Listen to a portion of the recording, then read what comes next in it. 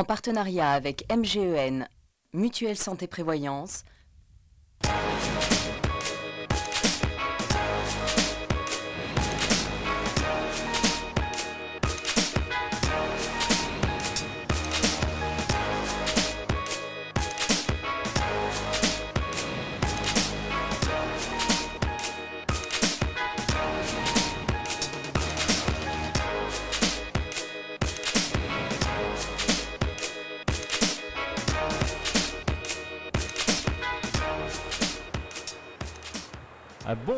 Bonsoir à toutes et à tous, ravi de vous retrouver pour cette édition 2017 des FIDays MGEN. Bienvenue au lac de Villefort, nous sommes à quelques encablures du Mont-Lozère, c'est la région Occitanie qui va accueillir donc cette édition 2017 avec un superbe plateau sur 5 jours de compétition.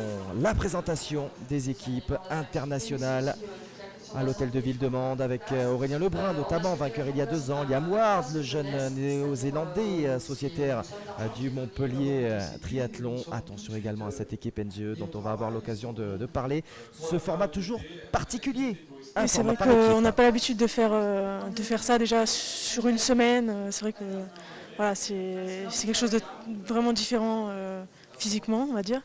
Puis c'est aussi très sympa pour l'ambiance et rencontrer d'autres personnes aussi. Puis il y a une dimension par équipe. Voilà, on veut tous, on essaie tous de s'entraider pour avoir le meilleur résultat. Donc c'est vrai qu'on retrouve moins ça sur les courses individuelles. Pour l'instant, on ne se connaît pas trop, mais je pense qu'au fur et à mesure, quand on aura un peu jaugé la concurrence, etc., on essaiera de mettre des choses en place pour avoir le meilleur résultat possible. Et elle sera relevée cette concurrence pour Morgane Branchou qui appartiendra donc à cette équipe NGE Mulhouse Triathlon en compagnie de l'Italien Daniel Hofer, de Jordi Garcia et d'Alberto González. Les Espagnols, on retrouvera Aurélien Lebrun avec cette équipe du Grappi Montpellier Triathlon qui a beaucoup d'attentes pour cette édition 2017. On va essayer de jouer la gagne encore une fois. Voilà, ça m'a souri il y a 2 ans. L'année dernière, c'était plus compliqué avec une chute sur la première étape. Cette année, c'est très relevé, mais bon, voilà, c'est encore accessible. Ça va être une bataille de tous les jours. On va essayer de gagner, au moins d'être sur le podium. On a une équipe forte aussi. J'ai recruté pas mal chez les filles aussi avec Amy Charéron. On a les deux gars qui poussent bien de Montpellier. Donc j'espère qu'on va faire un beau truc par équipe aussi. À titre personnel, l'état de forme, quels ont été vos résultats depuis le début de cette saison 2017 ? J'ai pas beaucoup couru pour l'instant parce que j'ai été blessé un petit peu cette année et c'est un petit peu la première fois que ça m'arrive. Donc voilà, gros problème au tendon d'Achille qui m'a empêché de courir. J'ai repris sur les Grands Prix français où je fais 19 à Dunkerque, 25 à Valence. Bon voilà, ça va revenir un petit peu plus correct dans les mois qui vont arriver. Et un mot peut-être de ce plateau, de ces FIDays MGEN 2017, très relevé. Il y a les frangins Vassiliev, il y a Hofer également, l'Italien. Quel athlète, quel adversaire vous craignez le plus ? Oui, maintenant les frères Vassiliev, on commence à les connaître puisque l'année dernière ça a déjà été un combat contre eux, donc on sait qu'ils sont très forts et qu'il va falloir compter avec eux. L'équipe de Mulhouse arrive en force et effectivement ça va donner de la densité, donc voilà, ça pourrait être à mon avantage aussi parce que ça va un peu neutraliser les Vassiliev à vélo. Et puis par contre il va falloir courir plus vite après parce qu'il y a quand même avec González, avec Hofer, il va falloir gambader pour aller chercher la victoire. Merci Aurélien et bonne course. Merci à vous, au revoir. Les frangins Vassiliev qui seront des adversaires redoutables. On rappelle que Denis Vassiliev, gros rouleur s'il en est tout simplement le tenant du titre. Allez, on va plonger dans ce lac de Villefort en compagnie de Philippe Panetta. Bonsoir Philippe. Alors ce plateau, je le disais, ultra relevé avec les frangins Vassiliev, certes, Aurélien Lebrun bien sûr. Mais on peut également parler des Espagnols, que ce soit Jordi Garcia ou Alberto González. Cette équipe d'NGE Mulhouse a vraiment fière allure. Oui, effectivement, une allure à laquelle on ne s'attendait pas forcément, mais le team de Mulhouse avec Patrick Sanchez en l'occurrence a fait fort avec ces 2 Espagnols. 2 Espagnols qui se font leur place dans le gratin mondial, en l'occurrence le tout jeune junior qui a terminé 4e des derniers championnats d'Europe de sa catégorie d'âge, donc junior. C'était à Kitzbühel. Exactement. Et son aîné qui vient de terminer il y a une semaine de cela, 3e sur la dernière étape de Coupe d'Europe. Ouais, donc des résultats remarquables pour ces 2 garçons. On est parti donc pour un triathlon S. Ce sera d'ailleurs le format utilisé tout au long de cette semaine. excepté sur l'étape finale à Montpellier, on aura un double XS. Donc voilà, du rythme véritablement. Les années précédentes, il pouvait y avoir des M, il y en avait 2 de mémoire il y a 2 ans, il y en avait un encore l'année dernière. Là vraiment, c'est tout en vitesse, DS, ça va être très nerveux. Exactement, très nerveux. Alors l'ES, pour l'expliquer aux néophytes, 750 mètres de natation, 20 km à vélo, 5 km de course à pied. 1 heure d'effort, hein, Oui. on va dire, Alors, voilà, suivant la topographie du lieu. Voilà, tout est dit, c'est exactement ça. En l'occurrence, aujourd'hui, je crois qu'ils ont tous couru au-delà d'1 heure d'effort et pourtant c'est du niveau international. Donc beaucoup de tonicité, beaucoup de vivacité qui va faire place, j'imagine, à la jeunesse sur des formats très très courts et qui va permettre aussi aux athlètes de terminer beaucoup moins fatigués, leur permettant de donner le maximum de leur énergie, notamment sur le 5e jour avec du XS à Montpellier. Et regardez justement cette course, cette natation ici au Mont-Lozère dans le lac de Villefort qui est d'entrée de jeu dynamitée par Denis Vassiliev. Il y a dans ses pieds Aurélien Lebrun. On attend beaucoup d'Aurélien, encore une fois, hein, il le disait, il a été blessé l'hiver dernier, il a été gêné dans sa préparation, mais on a l'impression quand même qu'il est sur la pente ascendante. Effectivement, donc il a plusieurs revanches entre guillemets à prendre, mais dans le noble sens du terme, avec le bon état d'esprit, puisque second l'année passée, sa revanche aussi pour ce début de saison avec cette blessure dont il nous faisait part tout à l'heure au niveau du tendon d'Achille. Et j'ai eu l'occasion de discuter avec lui une fois la ligne d'arrivée franchie. Il se veut très conquérant, se veut très très conquérant, il annonce la couleur si je puis dire. Ouais, justement, on le voit à l'image, il revient sur Vassiliev, on va faire attention tout de même aux bonnets jaunes dont on vous parlait, ce sont les bonnets des Espagnols de cette équipe LGE Mulhouse Triathlon, sous la houlette de leur capitaine de route, l'expérimenté Daniel Hofer, champion d'Italie sur le sprint. C'était l'an dernier. Il y a Jordi Garcia, il y a Alberto Gonzalez. Vous nous l'avez dit, Philippe, il y a de cela quelques instants. Gonzalez reste sur un magnifique résultat lors des Europes juniors à Kitzbühel. Et c'est lui qui a pris la direction des opérations. Et oui, il a été très, très malin. Alors les athlètes se connaissent au niveau international, se connaissent par résultats interposés, mais n'ont pas forcément l'habitude de tous courir ensemble. Et c'est le cas en l'occurrence d'Alberto, puisqu'il est dans la catégorie junior, même s'il est sur les coupes d'Europe ou des championnats d'Europe, il est dans la catégorie junior. Donc ses adversaires le connaissent, mais pas réellement en compétition. Donc là, il s'est fait discret sur la première partie de la natation pour finalement poser une mine sur les derniers mètres, comme on peut le constater actuellement aux images. Et lui qui a justement à peine 19 ans, question pour les néophytes, est-ce que ces distances justement que l'on peut courir en junior correspondent aux qualités d'explosivité de ce jeune triathlète par rapport à peut-être, je pense, à Denis Vassiliev qui est un peu plus expérimenté, qui est monté sur des longues distances déjà? Effectivement, c'est un raisonnement tout à fait logique. Donc il y a l'aspect physiologique dû à l'âge de l'individu. Ce format de course favorise essentiellement la jeunesse. Après, le format de course aussi sur les 5 jours, le niveau de récupération facilite les jeunes plutôt qu'aux anciens, entre guillemets, parce que ce sont des anciens de haut niveau. Et en rajoutant à cela l'entraînement, où on s'oriente plus sur du longue distance, effectivement, ça rend la course beaucoup plus dure pour Denis. Allez, quelques écarts en tout cas créés par Alberto Gonzalez à la sortie donc de la natation. Le voici, Alberto Gonzalez, 9 minutes 8 secondes pour parcourir ces 750 mètres de natation. Mais derrière, il y a ce groupe, c'est compact. On a vu Denis Vassiliev, il y a également Aurélien Lebrun, le jeune néo-zélandais également qu'il va falloir observer avec attention, Liam Ward, qui reste sur un très très bon résultat lors du Grand Prix de Valence. Et oui, il est présent, il confirme le rôle qu'on attendait de lui avec cette équipe néo-zélandaise qui est un petit peu la dernière née, mais la bien née. Voilà, Alberto Gonzalez donc 9 minutes et 9 secondes pour ces 750 mètres de natation. Denis Vassiliev en embuscade, José Garcia, mais on voit, hein, c'est vraiment très très resserré. Et puis les filles derrière qui vont arriver un petit peu derrière, même si les garçons eux sont déjà sortis, mais il y avait une jeune femme dans ce groupe de garçons qui a tenu la dragée haute, c'est Nastia Gorbunova. Là c'était Micha Réron, la tricolore. Et Michel Héron qui finalement a pris un petit éclat quand même sur ces 750 mètres de natation. Et oui, c'est une petite surprise. Est-ce dû à un état de forme? Est-ce dû à un mauvais placement sur le parcours natation?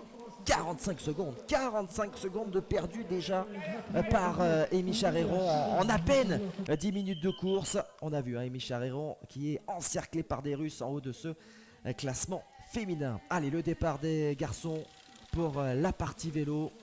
On est parti pour 21 km très précisément, puisque ce seront 3 boucles de 7 km à parcourir avec une topographie, on va dire, au bord du lac de Villefort, pas trop cassante pour les organismes pour débuter. Non, ça va. Bon, c'est plutôt la course à pied, c'est plutôt l'enchaînement qui rend difficile l'épreuve. Mais a priori, là, la difficulté qu'ils viennent de rencontrer Ouais, c'est avec le geste que viennent de faire, c'est la mésentente qu'il y a pu avoir dans ce groupe, savoir qui prenait les relais ou pas. Alors j'ai eu quelques échos, on en reparlera éventuellement lors de l'arrivée finale. Certains ont joué le jeu, d'autres un peu moins, semblerait-il. Et on retrouverait peut-être des conséquences sur le résultat final, me semble-t-il. Yann Ward en tout cas qui est taille patron, en tout cas qui demande notamment à Aurélien Lebrun de prendre ce relais. C'est vrai que les athlètes de Montpellier eh bien, sont en nombre, ils sont 3 dans ce groupe de tête. On retrouve également les 3 sociétaires du NGE, Mulhouse Triathlon, le Krashofer, les 2 Espagnols. Les Russes sont un petit peu derrière. Et oui, donc différents schémas tactiques sur les différentes équipes. 3 Montpelliérains qu'on a pu constater dans ce premier groupe. Du coup, ça a une conséquence pour l'accompagnement de leur féminine, en l'occurrence c'est Amy Charéron. Qui se retrouvent seuls. Voilà, sachant que le classement se fait sur les 2 premiers hommes et la première féminine. Donc ça peut interpeller. Alors mon discours précédent ne concernait pas en l'occurrence Liam Ward qui lui a tout donné, que ce soit sur le vélo ou aussi bien sur la course à pied. D'ailleurs il a payé cher sur la partie course à pied. Ouais, on le verra, hein, c'est sûr, un petit peu plus tard. Mais c'est vrai que Liam Ward, eh bien, lui n'a pas grand-chose à jouer à titre collectif. Vous le disiez, cette équipe néo-zélandaise a été un petit peu montée au dernier moment. Mais lui, à titre personnel, il va certainement jouer les troubles faits. Et l'on voit ce train russe avec 5 éléments masculins qui sont en train d'emmener pour le coup Gorbunova. Et là, c'est la tactique dont vous nous parliez il y a de cela quelques instants. Alors qu'Amy Charéron, elle, eh bien, roule finalement dans le train russe, mais avec Zizina, donc un niveau qui est bien en deçà que celui dont bénéficie Gorbunova. Exactement, voilà, on retrouve les conséquences de certains choix stratégiques. Donc c'est une course d'équipe, hein. Il y a un classement individuel mais aussi il y a un classement par équipe qui est important et cela se joue sur l'accompagnement de la féminine. Donc j'ai déjà entendu certaines équipes, en l'occurrence Mulhouse et en l'occurrence Montpellier, qui ont déjà fait un choix pour l'étape de demain, Alex, Guillaume. Évidemment, il va y avoir des ajustements tactiques, hein, d'autant plus que voilà, ces athlètes ne se connaissent pas tous forcément au moment où l'on débute ces Feed Days. Il y a évidemment l'importance également du coach de ces équipes qui a dû observer les petits errements de temps à autre. Là, on voit Amy Charéron justement essayer de prendre la roue d'un adversaire et sans succès.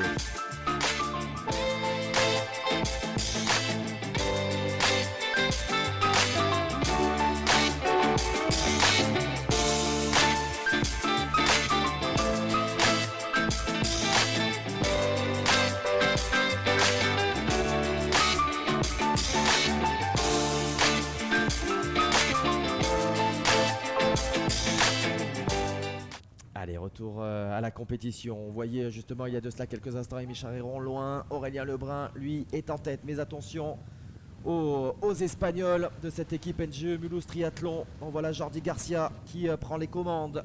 Le champion de Catalogne en embuscade. Alberto González, ils m'ont l'air bien ces garçons. Tout comme les Liam Ward, hein, finalement, qui est obligé de regarder derrière. Il a posé une mine là. Ah, il a tout donné sur cette course. Il n'est pas venu de Nouvelle-Zélande pour rien, loin de là. Il a fait le déplacement et compte bien montrer qui il est, quelles sont ses capacités, ses réserves. Il n'a pas fait semblant, il a joué le jeu, il n'a pas fait le show. Hein. Il était vraiment dans l'aspect compétitif. On est là, on se donne à fond. Bon, il faut dire aussi que pour ces garçons, ça sert de entre guillemets, sans être péjoratif, loin de là s'en faut, de séances d'entraînement, puis de séances de test aussi pour voir qui sont réellement les adversaires en forme sur des accélérations à vélo, qui est-ce qui compte, quelle est la tactique, voilà, une belle attaque en l'occurrence. Et oui, vous parliez d'accélération en vélo et les qualités de Denis Vassiliev qui sont encore mises à rude épreuve avec ce sprint intermédiaire. Mais voilà ce peloton désormais regroupé.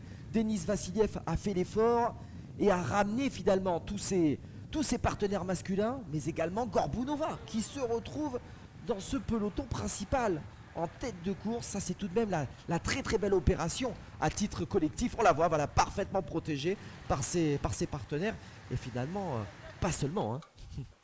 Effectivement, c'est tout bénéfice pour la Russe, même si elle a du mal à la relance. Mais voilà, il y a un garçon qui est resté avec elle, qui l'accompagne, elle est bien encadrée. Je crois que la stratégie russe a été adoptée bien avant la course et qu'ils savent la respecter. Et quand on connaît les consignes russes et le respect qu'ils ont pour les consignes quand elles leur sont données, on en voit les conséquences. Allez, on en termine en tout cas avec cette partie vélo concernant les garçons et la première féminine d'ailleurs. Attention, hein, parce que alors, ces derniers pas là sur ces cailloux, c'est jamais évident quand on déchausse, mais pas de casse. Yamward qui va sortir en tête devant Jordi Garcia et Aurélien Lebrun, mais vous le voyez, hein, c'est véritablement pour l'anecdote, ça se joue dans un mouchoir et tout va se jouer sur la partie course à pied. Retour évidemment sur la course féminine avec Gorbounova, on vous en parlait donc, parfaitement calé au sein de ce peloton, de ce train russe. Elle a terminé 11e des championnats d'Europe à Kitzbühel. C'est une superbe performance. Et quand on voit également la performance réalisée dans les eaux du lac de Villefort, on comprend un petit peu mieux à la lecture de son titre de championne du monde d'aquathlon tout de même, hein. L'an dernier, Gorbounova, c'est une très très belle athlète et certainement l'adversaire numéro 1 de Charéron cette année. Effectivement, donc champion du monde d'aquathlon, natation, course à pied. Et par contre, c'est à vélo que la différence est faite, mais pas sur ses propres qualités, Ouais. suite à la stratégie adoptée par l'équipe russe. Donc il est vrai que les autres équipes, Amy Charéron, même si elle est double championne de France en l'occurrence, elle n'a pas pu bénéficier de cette dynamique d'équipe. Donc on va retrouver là aussi les conséquences sur le résultat final, parce que Amy ne court pas régulièrement avec les Montpelliérains, avec Aurélien Lebrun, avec Quentin Barraud, avec Antoine Muller. Par contre, il y a de fortes chances que nos amis russes aient couru ensemble. Exactement, on rappelle qu'Amy Charéron, elle est sociétaire du Trival Degré, donc effectivement pas forcément du même club en ce qui concerne les grands prix. Et on voit toute la facilité d'Amy Charéron de tenir le rythme de Nezdanov. Et pendant ce temps-là, eh bien, il y en a une qui profite de ses soucis. Derrière, c'est Gorbounova qui continue de faire les écarts. On va les voir, hein, justement ces écarts à la fin de la partie cycliste du côté des féminines. Ils sont très très conséquents et Charéron se bat avec Zizida à l'heure actuelle pour une deuxième place sur cette première étape. On retrouve notamment Morgane Branchou. Il faut regarder avec attention le résultat de Morgane Branchou parce que les Espagnols de cette équipe NGE Mulhouse eh bien, sont devant, jouent les premiers rôles, mais il faudra également compter sur la première féminine, en l'occurrence Morgane Branchou. 2 minutes 10. 2 minutes 10. Il y avait moins d'1 minute à la sortie de la natation et désormais plus de 2 minutes. Voilà, donc à la différence de la course des hommes, où ça se joue sur la course à pied, la gagne s'est jouée sur la course à pied, comme vous allez pouvoir le voir. Sur la course féminine, ça s'est fait à vélo. Allez, le départ en tout cas à fond de Liam Ward. Un trio qui est en train de se détacher avec Alberto Gonzalez et Aurélien Lebrun qui semble pouvoir tenir. Derrière, c'est compliqué, hein, pour Terekov et pour Garcia. Où il semble facile Alberto Gonzalez dans cette difficulté, car on le disait, voilà, c'est peut-être la difficulté de cette étape, le parcours de course à pied. Oui, c'est là qu'il y a du dénivelé, c'est là qu'il y a de la fatigue aussi accumulée après la partie nautique, 750 mètres, accumulée après la partie vélo, 20 km à vive allure, avec des à-coups, avec des contre-coups. Donc pas facile à réguler au niveau de la gestion de l'effort et assimiler au niveau des organismes. Et pour l'instant, c'est vraisemblablement le plus jeune qui s'en tire le mieux chez les hommes. Et on en parlait, hein, de ses facultés d'explosivité de la part d'Alberto Gonzalez, et il est en train de nous montrer toute l'étendue de son talent. Le rythme est un petit peu moins élevé bien sûr, hein, pour Nastia Gorbounova, mais elle est tellement seule au monde, encore une fois, avec ses 2 minutes d'avance sur le reste de la concurrence, qu'elle est peut-être en train d'assommer tout simplement la concurrence dès la première étape.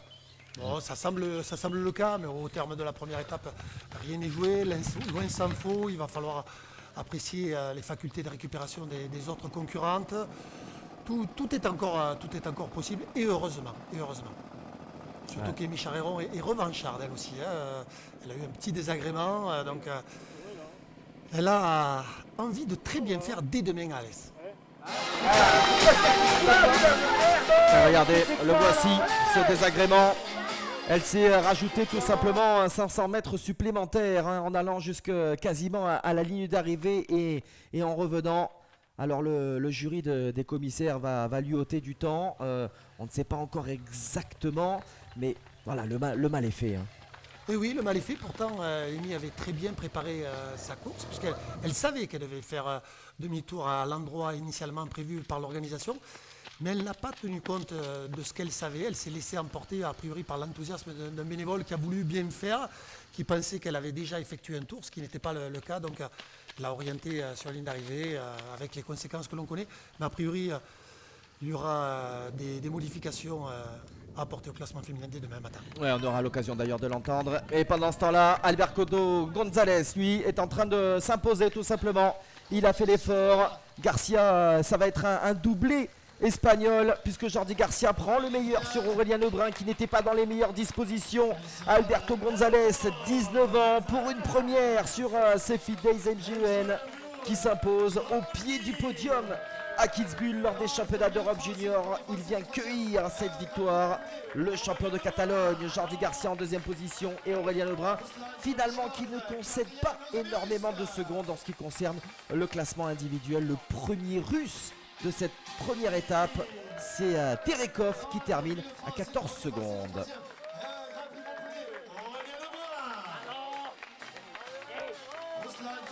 Yes, so proud to Ouais, je suis do a vraiment great très race. très fier d'avoir The réalisé team have cette done course. very good work.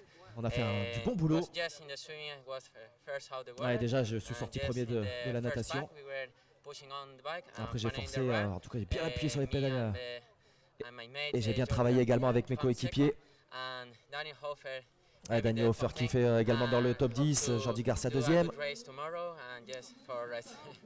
Well, I hope to stay in the top. Ouais, j'espère rester au top. C'est sûr qu'il reste encore 4 jours. Mais si le corps répond, eh bien je serai au rendez-vous. En tout cas, il y a de l'envie pour Alberto González et on le comprend.